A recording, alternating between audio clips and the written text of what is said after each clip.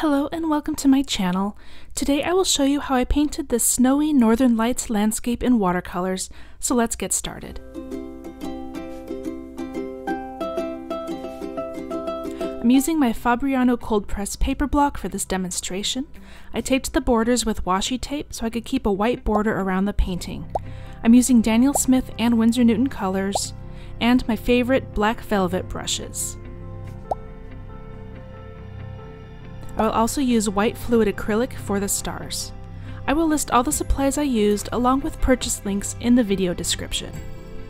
So the first thing I'm doing is sketching out some snowy hills which I will paint after the sky.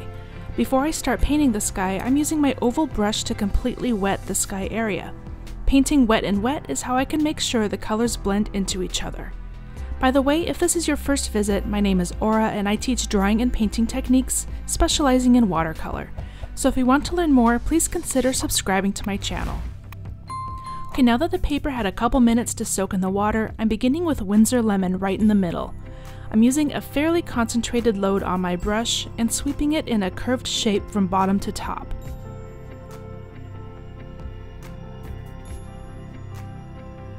The next color I'm adding on either side is Cobalt Turquoise, sweeping up the page in the same arc.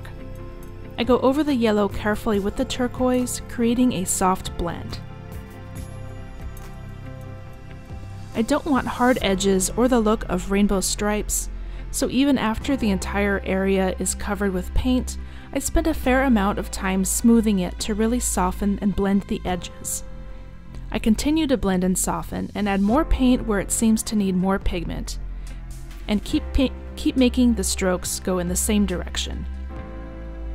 I can fine-tune this for as long as the paper stays wet, which is why I enjoy using cold press paper for this kind of painting, since it stays wet longer than hot press paper and makes these smooth transitions much easier to create.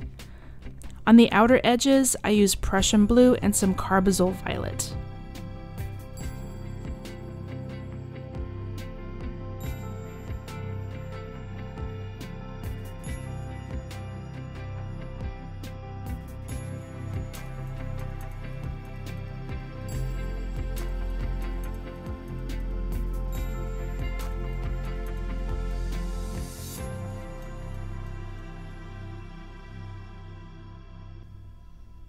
I add more Winsor Lemon in the middle to brighten up that area. The paper is completely dry and I'm going to add the stars. I use Winsor Newton liquid ink and an old brush to dip into it. I use my oval brush to tap against, and this gives a nice random splatter effect. Using it straight from the jar on a dry brush makes more of a fine spatter with tiny stars, and dipping my brush in a little bit of water makes the larger drops. I also use the tip of the brush at the end to enlarge some of the smaller stars as well. The next part is the snowy hills. I want to make them light on top and shadowed on the bottom. I also want to mimic the sky colors in the shadows. I start by wetting each hill separately.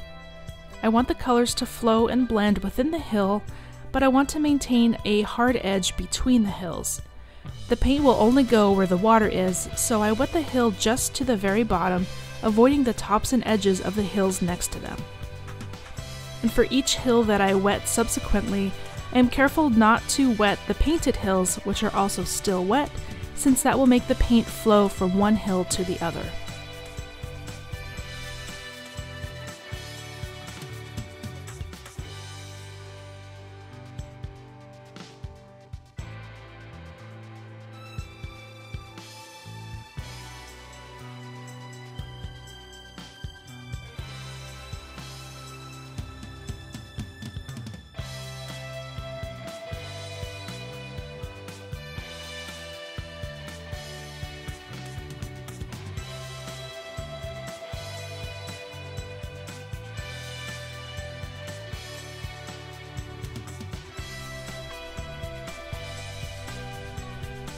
I'm managing those soft edges by using a damp brush just to wipe across where the top of the paint edge is.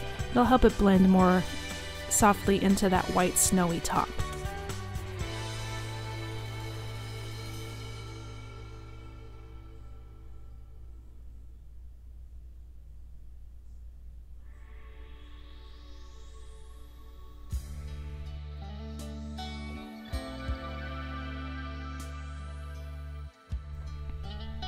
With the hills now dry, it's time to paint the trees. I mix a thick blend of Prussian blue and violet, making it very dark. I start on the farthest hill, and these trees will be the smallest. Using the tip of my highly loaded brush, I just barely touch the paper and dab on the paint. The paint is quite thick, and I have no trouble covering up the white splatters.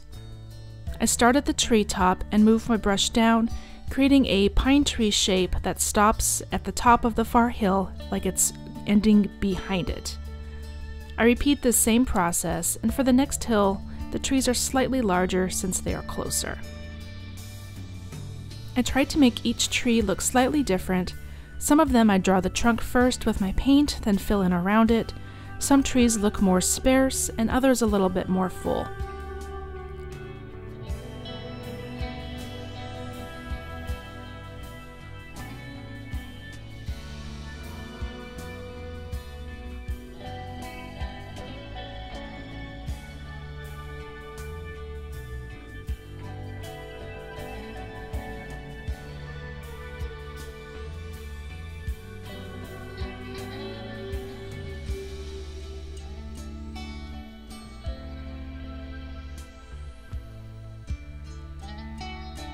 Finally, on the closest hill, the trees are the biggest here.